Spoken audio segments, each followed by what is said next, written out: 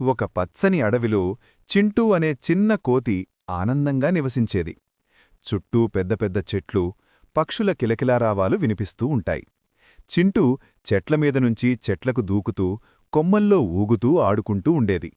అతను చాలా ఆటపాటలతో ఎప్పుడూ కొత్త విషయాలు తెలుసుకోవాలని ఉత్సాహంగా ఉండేది.